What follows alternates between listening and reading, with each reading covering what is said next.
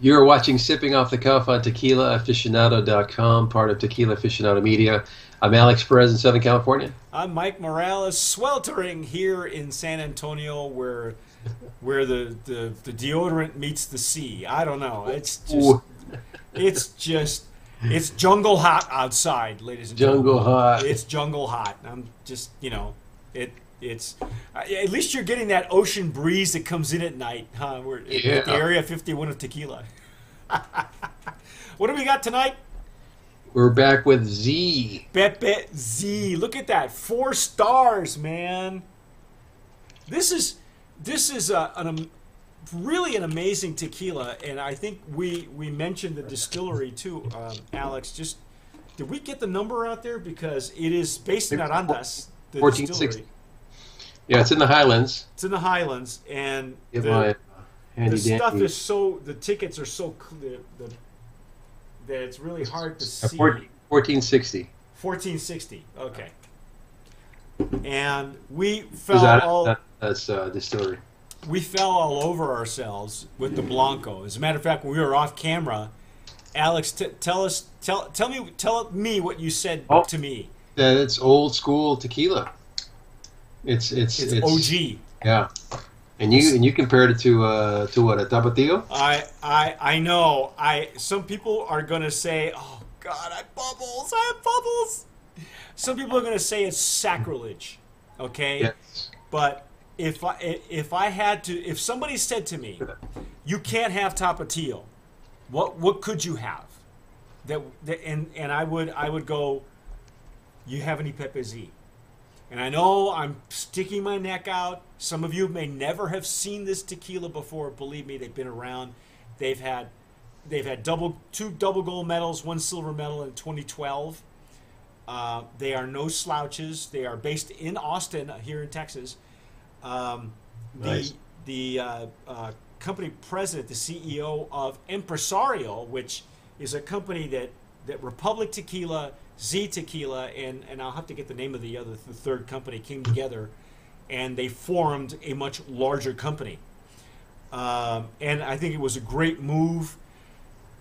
You were telling me some stories, Alex, off camera. Pepe Zevada used to work for Seagram's, and so did, it looks like everybody who worked for Seagram's was very successful, because Ken Austin from Avion worked for Seagram's. It's like none of these guys that left Seagram's failed at anything. There's no telling what everybody else is doing, but you said something really interesting. You say he's just an old whiskey guy?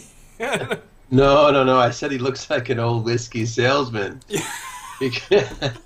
No offense. No, but these were the good old days, right? Sure. I mean, I worked for a few distributors back in the day, and I actually worked for Southern Wine and Spirits, and we took on, I think, or we partnered with Seagram's at one time, when a local distributor down here closed up shop, or we ran them out of business. I don't know. I think it was called Bohemia.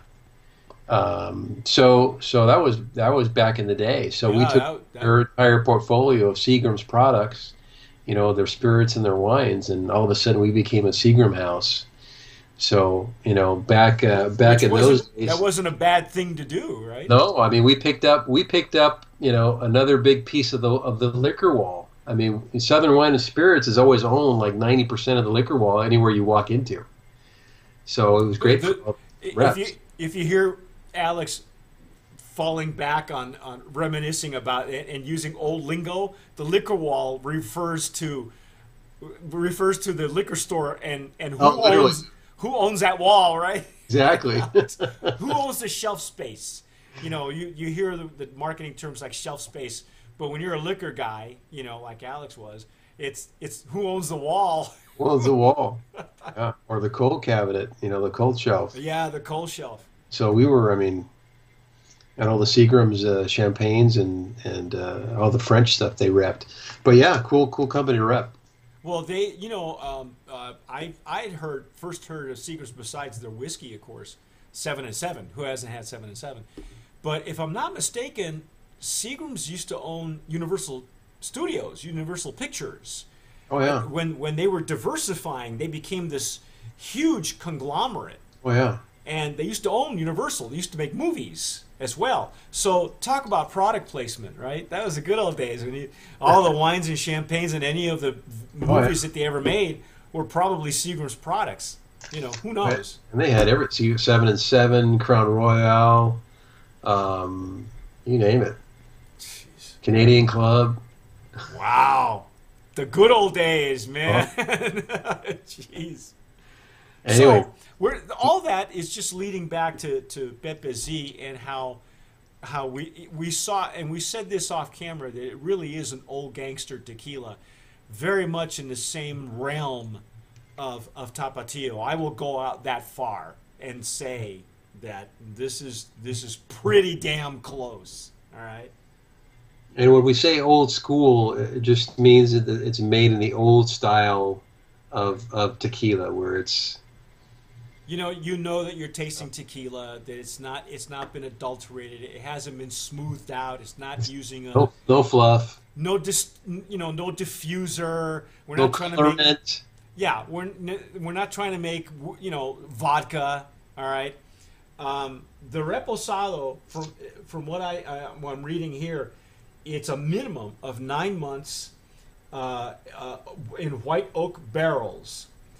And I would imagine these are used because this is a very light straw color, Alex. Yeah, it is. It's not very dark at all. I know my lighting's not that great here, but you can see how very light it is. It's got a beautiful nose. You got some spices and some. You're not losing anything from the Blanco to the Repo. You still get some floral character too. Yeah, no alcohol. Not alcohol-y at all. Mm.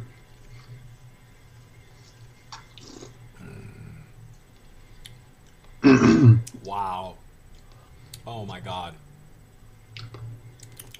A little sweetness on the palate. Again, a little bit of vanilla. It's very slight. But it's really, yeah. It's when we say old school, we're talking about the Reposado has been rested just enough to smooth out the edges. Okay? So it is really in the more traditional style of Reposados. If you remember what old Cazadores used to taste like, some of the older, or even for us, Alex, tequilas like Trianon. I think there was an organic tequila that you and I fell all over ourselves with that had the same similar, old school taste. This has not been dolled up. It's just got enough mascara to be interesting. Yeah, it's art.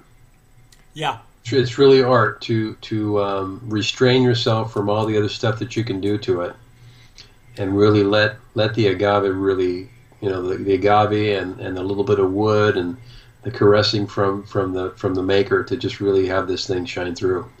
What's interesting too, Alex, is that I think that they believe, or at least Pepe Zevada believes, and whoever his advisors and his master distiller, which very well could be himself. I'm not sure who that is. They are really very, very proud and very, by looking at the Reposado and the way it is, the flavor profile, that they are so confident in their Blanco that they haven't done hardly anything at all to it by resting it. They've just added another layer. True. They're very confident. Pepe Zevada is a very confident man. The guy's got guts. You said, it's just enough to round it. Yeah. It's virtually the Blanco with a thin layer of wood on it, just enough to balance that out. Yeah. Because it's not overdone. I mean, you and I have had some wonderful Reposados that were way darker and left, obviously, a lot longer in the barrel, but not this one. Beautiful. I think another branded promise, Mike. I think so too, Alex. Goes without saying that this stuff, Pepe Zevada, you can find it. I'm sure you can find it now in California, Alex. You probably get it online at Old Town Liquors. Oh yeah, Um, Old Town Liquor, maybe Mission Liquor up here closer to L.A. yep. And Ramirez, I'm sure. You know all the major players. Go find it. This is really, really well worth looking for and What having. price point is? You know, well, it's got world class quality, Texas size value. So it's priced at a 4 stars and Best Buy. Just they're falling all over themselves with, and that's from Spirit Journal. So whatever their price point is, he's making a wonderful tequila and he's making it at an affordable price. Cool. How do you go wrong? How do you go wrong? You don't. You don't. You don't. You don't. You don't. That's it. Our brand of promise nominee for Reposado is Pepe Z. If we could put this in a legacy category, we probably would, but we can't because he hasn't been around that long. But I'd put it right up. I tell you what, I would. It would be fun to put this head to head with a Tapatio. Really, really fun. Yeah, and you know what? It's an unassuming bottle, just like Tapatio too. Yeah. Again, it's like the stuff that you'd find on the bottom shelf. Yeah, it's not the Latin market. It's not. Yeah, I'm sure you can find it in Vallarta if you find it anywhere. Yeah. It's very unassuming, but again, how many times have we said that, Alex? Do not judge your tequila by the bottle. All right, there's a reason he's letting you see what you're getting. All right. Awesome. And awesome tequila. I'm Mike Morales here in San Antonio. Look for the Z. Look for the Z, not Zorro. I'm not Alex Zorro. in Southern California. You've been watching Sipping Off the Cuff on tequilaaficionado.com. Let us know what you think. Get yourself some. Send us your comments or your complaints, whatever you want. Maybe we weren't espousing enough, Read it. Send us your junk mail. Hey, you know what? We read everything. So, subscribe to our YouTube channel down below at the red button. Yes. And as always, sip wisely.